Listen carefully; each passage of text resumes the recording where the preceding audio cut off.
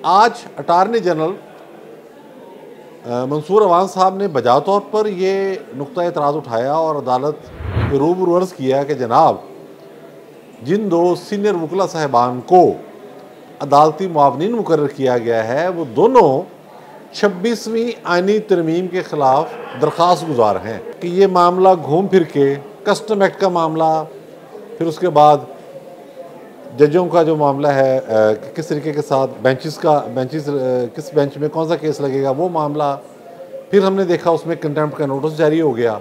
तो ये बात घूम फिर के इधर आ रही है।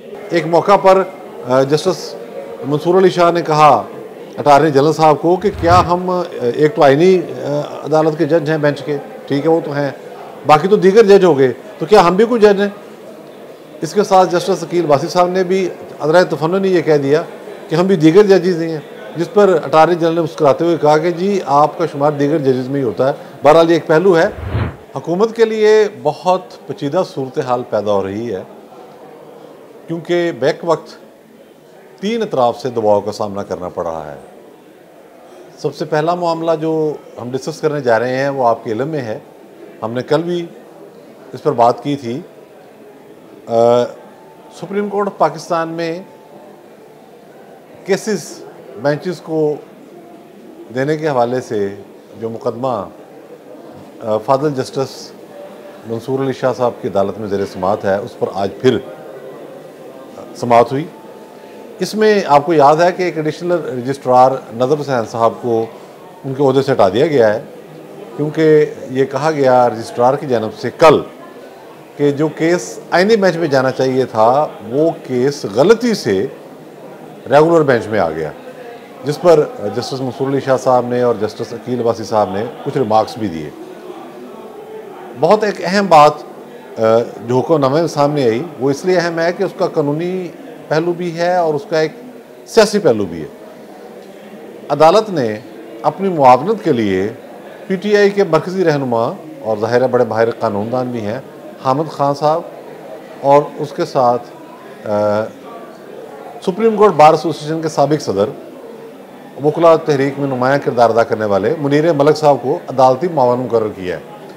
आज अटारनी जनरल मंसूर अवान साहब ने बजा तौर पर ये नुक्ता एतराज़ उठाया और अदालत के रूबरू अर्ज़ किया कि जनाब, जिन दो सीनियर वकला साहिबान को अदालती मुआवनीन मुकर्रर किया गया है वो दोनों 26वीं आइनी तरमीम के ख़िलाफ़ दरख्वास्त गुजार हैं। यानी कि वही बात कि ये मामला घूम फिर के कस्टम एक्ट का मामला, फिर उसके बाद जजों का जो मामला है किस तरीके के साथ बेंचेस किस बेंच में कौन सा केस लगेगा वो मामला, फिर हमने देखा उसमें कंटेम्प्ट का नोटिस जारी हो गया। तो ये बात घूम फिर के इधर आ रही है।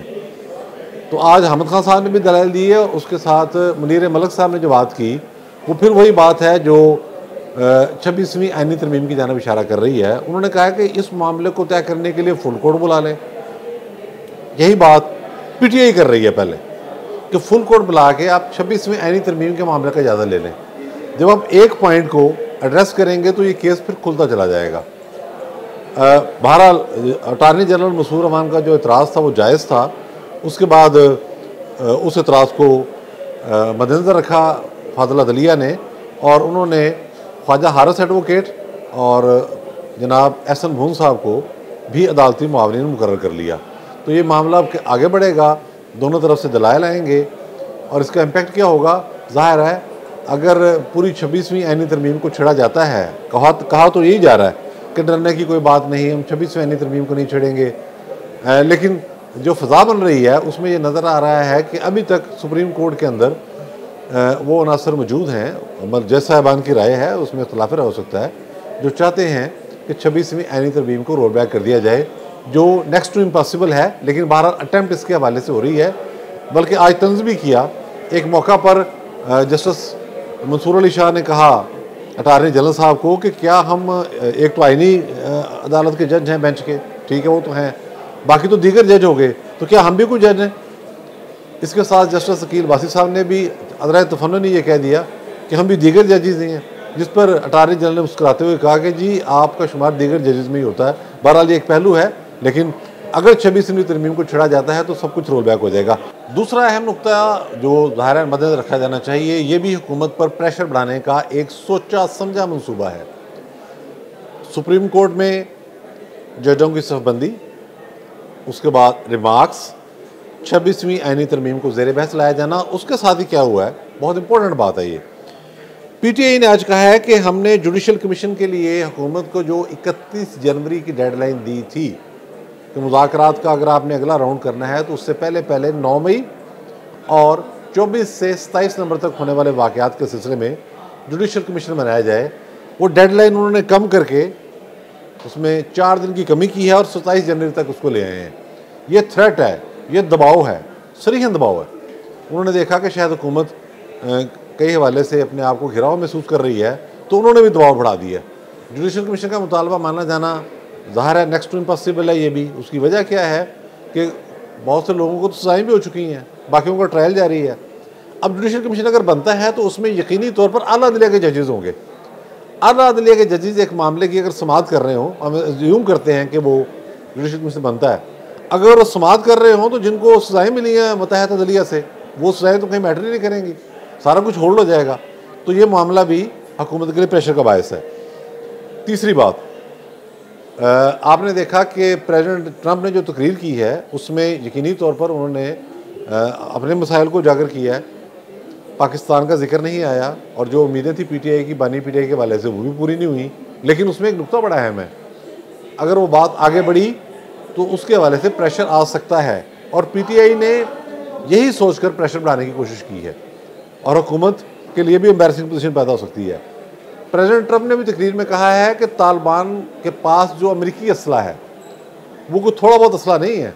एक मोहताद अंदाजे के मुताबिक अगर हम उसे कम से कम भी करें तो 7 अरब डॉलर का जदीद असला अमेरिकी वहाँ छोड़ के गए हैं। कसूर उनका अपना है भाई, जब आपने फैसला कर लिया कि आपने निकलना है, इनखला होगा, तो असला लेके जाएँ, उसकी एक तरतीब बनाएं जिस तरीके से भी आपने लेके जाना है।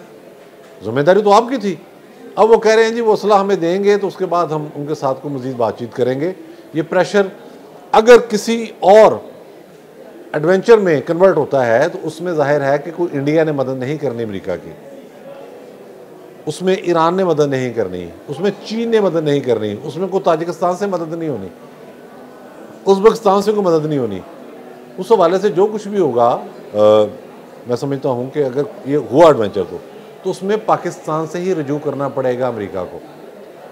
उसके मुतालबात होंगे, उसकी दरख्वास्त होगी, या क्या मामला होगा ये वक्त बताएगा।